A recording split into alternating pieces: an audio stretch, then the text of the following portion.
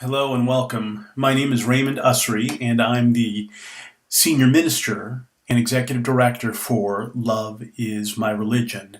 And welcome. Take a moment and say thank you for all the Facebook likes and all the YouTube video views. It was just heartwarming and heartwarming is the word I'm looking for. So thank you very much. It's great to know that you're connecting with the message that Love is My Religion is delivering and that you're enjoying it. This month's message for the month of April, this month's message is about experience and faith. And the source material that I'm using for this month is from A Course in Miracles. So that's will be where we'll begin. And let's go ahead and go into some meditation before we get into the meat of my talk today on experience and faith. So taking just a moment to close your eyes. So I'm going to close my eyes as I lead you in prayer. So just relaxing, taking just a moment for yourself, breathing in, and letting that moment stretch. Letting this moment fill you up to overflowing till you're present and at home with the love you feel for yourself. With each breath, breathing in love for yourself, knowing that we're all connected and that love spills over and connects each one of us, so that as you fill yourself up with love, know that at depth you are loving others. That as you love yourself, you love others, and that love spreads and is palpable. That when you tune in, you can feel this love in your heart, in your pulse, in your breath. That you are warmed and present to the presence. And as we bask in the glory of this presence, as we relax in the glory and joy of this presence, we know there is nowhere else to go, nowhere we need to get to.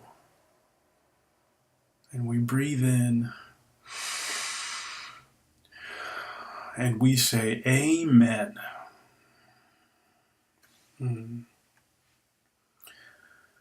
Well, thank you for taking a moment to pray and to be with me.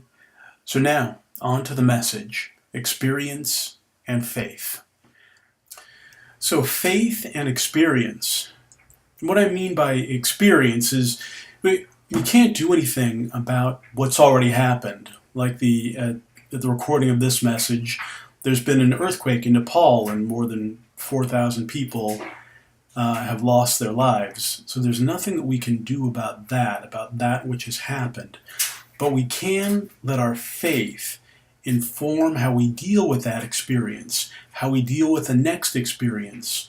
So with that tragic news, or if you're reacting to the news of the Israeli airstrikes on Syria, so whatever it is you're reacting to, and maybe it's a personal issue, a family issue, once it's happened, there's nothing you can do about that, but you actually can dial into your faith. And again, if you don't have a spiritual practice, you're dialing into your belief system, and you're looking for that which will lift you up and that which will engage you with what needs to happen next. I absolutely believe that when we look in faith, that we find something shining, we find something possible, that we find the thing that's next for us to do. And maybe it's to go into prayer, maybe it's to talk to someone, maybe it's to donate money, thinking of the tragedy in Nepal. But there'll be something that moves you, and it really will be your faith informing your experience, because I promise you, something is going to happen next. There's always a next, something that we don't understand, or something's going to happen tomorrow. So I'm encouraging us to dial into, to reach into our faith, and to allow that to guide our next action.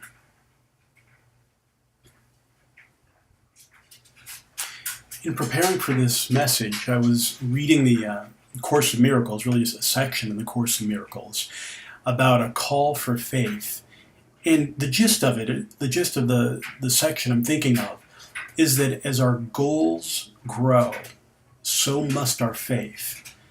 And a very real example for me is in launching this ministry and thinking about the things that I want this ministry to provide. I want it to be an ecumenical bridge between churches. I want it to be a place for people to heal. I want this message to be a source of comfort to those who need comfort. In looking at those things, it really has called me to expand my faith because it's a really, really big mission. Of course, it's not just my mission. It's people who participate in this ministry, I believe it's their mission to have love as their religion, or to have love as a stronger presence in their life, and not just something they tune into for 5 minutes and then forget about. So I ask you, just like in the previous message, I ask you to take a look, to meditate on, to take some time to digest what you've heard here, and to take it into your own experience and see how your faith grows out of your own experience. So again, you'll stop this video and just take some time to meditate on, to go into your prayer space, or if you're not praying, to just think about what is next for you and what can you do with the experiences that you've already had, and how can you move forward in faith, in your beliefs, in a new, expansive way of thinking and feeling and living. So that's it for our time together for this month. For next month, what I'd ask you to do, for those of you who are watching this video or listening to this, I'd ask you to look and see what message you would like to receive during the month of May. So from the private Facebook messages I'll receive, I'll pick one person, one person's issue, what it is they would like to have a message of faith and of love on, and I'll deliver a message on that. And not just specifically a message like some topic or theme, but what I'd like to do is whatever issue it is you're dealing with right now, I would like to base a talk on that. So you'll remain completely confidential. I'm not going to use your name.